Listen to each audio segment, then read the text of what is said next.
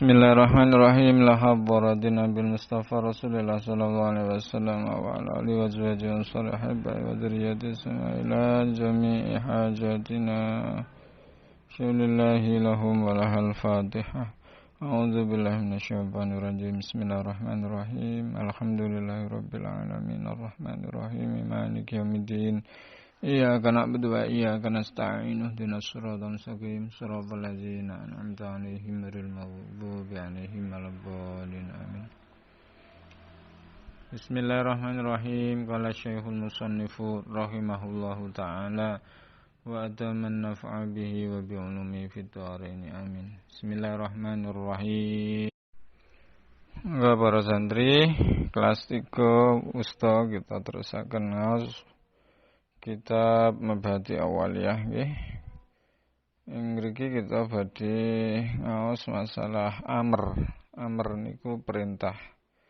Terus pundi maknane amr, perintah saking Gusti Allah dhateng kita niki wonten kaidah-kaidahipun nggih. Wa yata'allaqu lan gumantung bi usulil fikhi kelawan usul fikih apa mabahisu pira-pira bahasan. Al-mabahasu tai bahasan al-awwalu kang awal iku fil amri ing dalem nerangake amr, perintah. Wa huwa tai kang aran amr iku talabul fi'li, amrih penggawe minal a'la saking arah dhuwur ilal adna maring arah ngisor. Fihi iku ing dalem amr qawaidu tai pira-pira kaidah. Al-aslu utawi asal fil amri ing dalem amr iku lil wujubi tuduh makna wajib. Ilama kejaba barang dalil kang nuduhake apa adalilu dalil ala khilafi ngalase ing atase nulayani amr. Qala dawu sinten Allahu ta'ala wa aqimus sholata wa atuz zakat. Wa aqimu lan jumenengno sira kabeh as-sholata ing shalah wa atu lan padha nekanono sira kabeh az-zakata ing zakat. Kalih al-aslu utawi asale fil amri dalem amr iku layak tabi ora natrapi apa amr atikrara ing bolan baleni ilama kejaba barang dala kang nutuhake apa dalil ala khilafihi ing atase nulayani amr. Qala dawu sinten Allahu ta'ala wa atimul hajja wal umrata lillah. Wa atimu lan nyampurnakno sira al hajja ing haji wal umrata lan ing umrah lillahi krana Gusti Allah. Nomor 3 al-aslu utawi asale fil amri ing dalem amr iku layak tabi ora natrapi apa amr al-fawra ing langsung li'an al-ghurda krana suni sejo minhu saking amr iku ijadul fi'li mujudake penggawe min ghairi ikhtisasin saking tanpa ngususake bizamani kelawan zaman al-awwali kang awal dunaz zamani dudu zaman asani kang kaping pindho. Nomor sekawan al-amru tawi amr bisyai'i kelawan suwiji-wiji iku amrun perintah biwasa ilihi kelawan pira-pira kang nekaake amr. Pira-pira kang nekaake amr. Al-amru utawi perintah bis sholati kelawan sholat iku amrun perintah bit taharati kelawan sesuci. Mergangsal al-amru utawi perintah bisyai kelawan suwiji-wiji iku nahyun nyegah andidhi saking lelawanane amr. Qala dawu sinten Allah Ta'ala Wa qulu linnasi husna. Wa qulu lan ngucap sira kabeh linnasi maring menungso husnan ing bagus. Ing nomor gangsal Idza fu'ila nomor 6 nggih.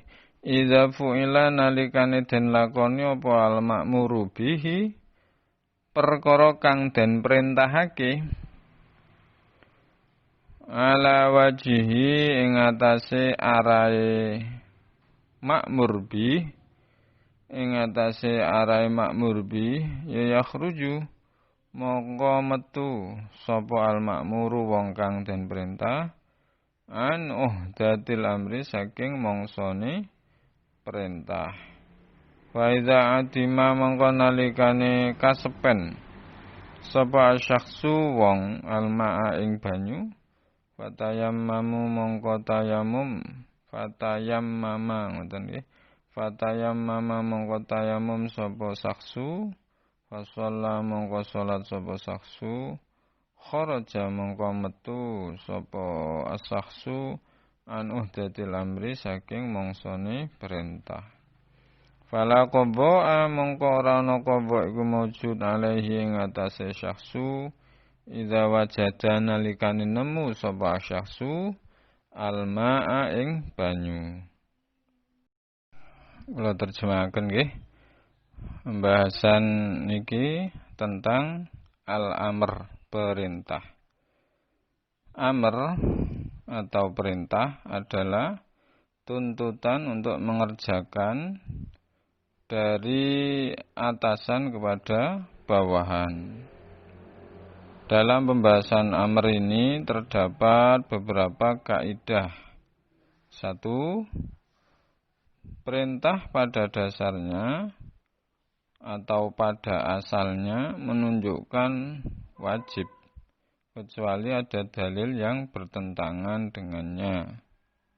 Allah berfirman, wa aqimus sholata wa atuz zakah. Dirikanlah sholat dan tunaikan zakat.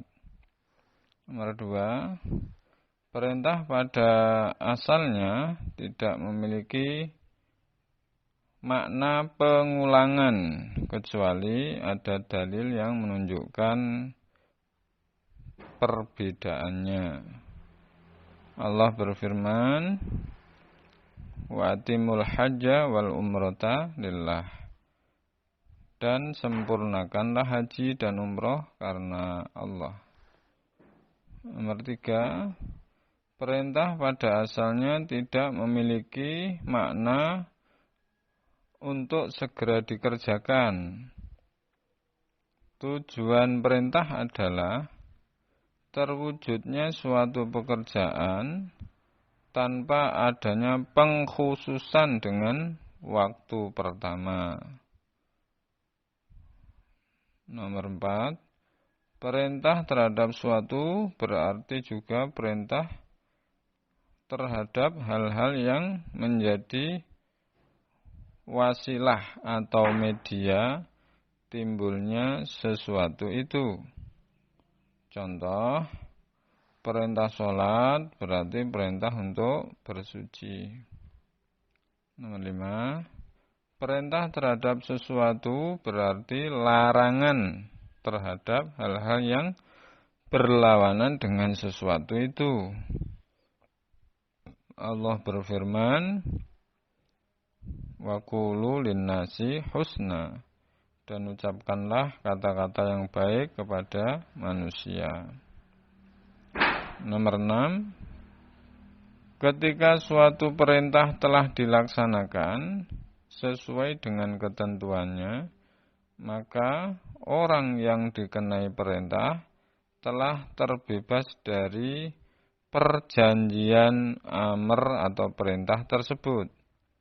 Seperti ketika seseorang yang tidak menemukan air untuk berwudu, kemudian tayamum dan mengerjakan sholat, maka ia tidak wajib mengqadha atau mengulang sholat tersebut ketika dia menemukan air. Nggih niki penjelasanipun ngeten nggih. Amr atau perintah niku definisinya adalah tuntutan, tadi tolabul fi'li, tuntutan untuk melakukan pekerjaan dari atasan kepada bawahan nggih. Jadi atasan itu siapa? Misalnya dari Allah kepada semua makhluknya, itu berarti perintah. Atasan lagi siapa? Misalnya dari guru ke murid atau siswanya, dari orang tua ke anak-anaknya, dari kakak ke adiknya. Jadi yang tidak selevel, apalagi di perusahaan dari bos kepada bawahan atau pekerjanya. Nah, kalau dari bawahan ke atasan, ya itu bukan perintah tapi permohonan atau doa. Jadi kalau dari makhluk pada Sang Khalik atau kepada Gusti Allah itu enggak ada perintah, tapi permohonan atau doa. Karena orang yang memiliki kekuasaan atau pihak yang memiliki kekuasaan itu berhak memerintah. Nah, kalau kita perhatikan ucapan baik itu di dalam Al-Quran maupun Al-Hadis maupun kata-kata para ulama, ya, ada yang bersifat berita, ada yang bersifat pertanyaan, ada yang bersifat larangan, ada pula yang bersifat perintah. Nah, kali ini perintah itu ada beberapa kaidah. Yang pertama tadi, perintah berarti menunjukkan wajib. Jadi begitu Allah mengatakan atau berfirman, wa aqimus shalah, dirikanlah salat, maka makna dirikanlah itu perintah Allah yang berarti wajib. Termasuk pula wa atuz zakah, tunaikan zakat dan lain-lain, ya. Di dalam Al-Quran itu perintah-perintah itu banyak sekali. Intinya Allah itu kalau dalam hal-hal yang baik itu mesti memerintahkan. Berarti itu wajib bagi manusia untuk melakukan. Hanya apakah wajib itu dalam arti harus dilakukan per individu yang namanya wajib atau fardhu ain, atau dilakukan secara berjamaah bersama-sama namanya fardu atau wajib kifayah. Itu nanti ada qarinah, ada penjelasan yang berkaitan dengan itu. Yang kedua, perintah itu tidak bermakna pengulangan, ya, tidak bermakna tikror. Nah, pengulangan itu nanti akan ada keterangan sendiri kalau itu berkaitan dengan perintah. Misalnya, lakukan ini setiap hari, maka itu berarti pengulangan. Tapi begitu hanya mengatakan wa atimul hajja wal umrata lillah, sempurnakanlah haji dan umroh karena Allah, maka kewajiban haji umroh ini hanya sekali seumur hidup, tidak berkali-kali. Kalau toh dilakukan berkali-kali, maka yang wajib hanya yang haji pertama, nanti mulai kedua dan seterusnya niku hukumnya sunnah. Selanjutnya yang ketiga, perintah itu bermakna tidak bermakna faur, tidak bermakna harus langsung dikerjakan pada saat perintah itu disampaikan, kecuali ada keterangan, ya. Kalau kita diperintah kerjakan ini, kerjakan halaman ini, maka kalau tidak ada batasan waktu, berarti pengerjaannya itu terserah asalkan dikerjakan. Nah, kalau di dalam kenyataannya setiap guru ketika memberikan perintah kan mesti ada limit ya, ada batasan waktu. Ini dikumpulkan minggu depan, termasuk hari ini, ngaji hari ini, itu limit waktunya jam 19 malam. Maka penuhi sebelum jam 19 malam, itu sudah terkumpul ya, sudah dikumpulkan.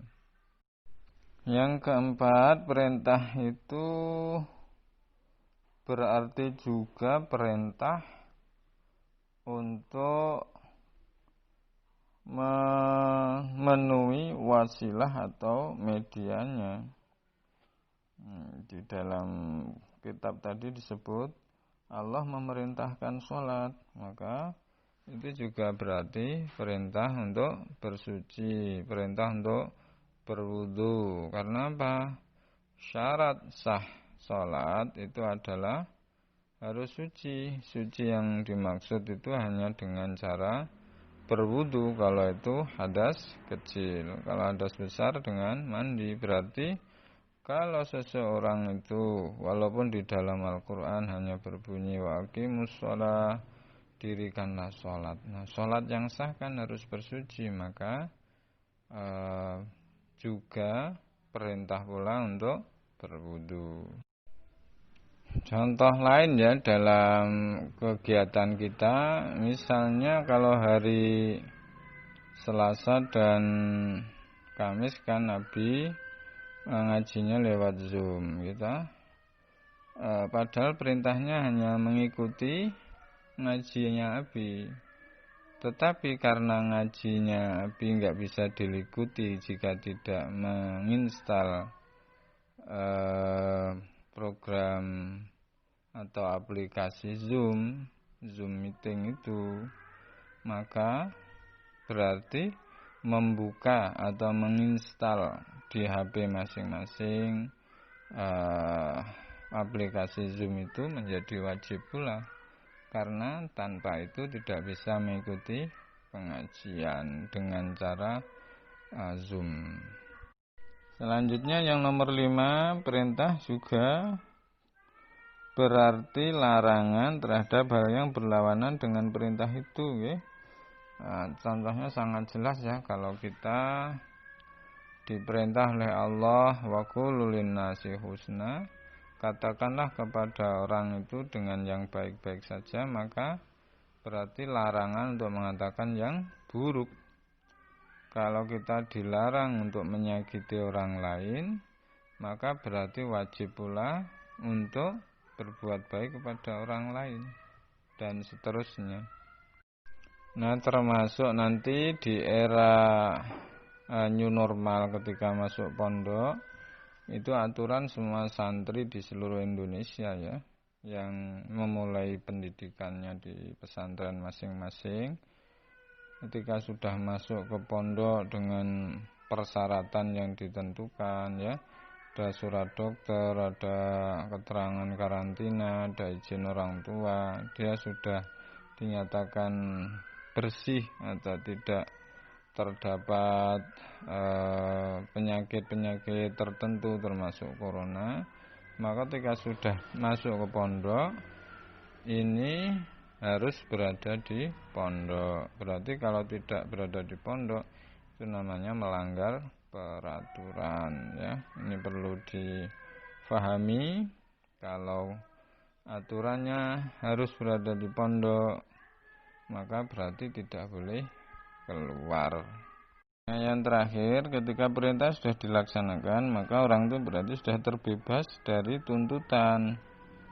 Sudah jelas tadi ya, ketika seseorang itu sudah melaksanakan sholat walaupun dengan tayamum karena tidak ada air ya, maka ketika selesai sholat kok ada air, maka tidak perlu lakodoa tadi, tidak perlu mengkodok, mengulang sholatnya, karena perintah tadi sudah dilaksanakan sesuai dengan kondisi ketika dilaksanakannya perintah itu.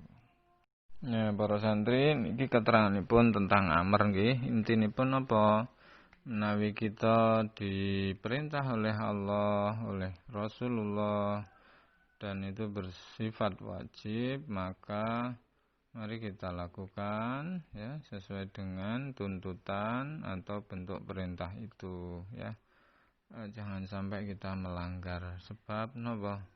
Lek sing duwe donya niki wis perintah terus awake dhewe mboten purun nglampahi niku karo Gusti Allah malah diancam. Lek ora gelem manut ya golek bumi sakliyane bumi ingsun, kata Allah. Padahal tidak mungkin kita melarikan diri dari bumi Allah ini. Iki wonten manfaatipun nggih. Terus semangat belajar lan terus berupaya untuk memenuhi perintah-perintah Allah, perintah-perintah guru, perintah-perintah orang tua nggih. Mudah-mudahan semuanya akan membawa berkah hidup kita fiddin wa dunya wal akhirah. Allahumma amin. Al-Fatihah. A'udzubillahi minasyaitonir rajim. Bismillahirrahmanirrahim. Alhamdulillahirabbil alamin arrahmanir rahim maliki yaumiddin. Iyyaka na'budu wa iyyaka nasta'in. Ihdinas siratal mustaqim. Shiratal ladzina an'amta 'alaihim ghairil maghdubi 'alaihim waladdallin. Ilahi la sunil firdausi ahla wa la aqwa 'alan naril jahimi. فهب لي توبة واغفر ذنوبي فإنك غافر الذنب العظيم. صلوا على النبي محمد.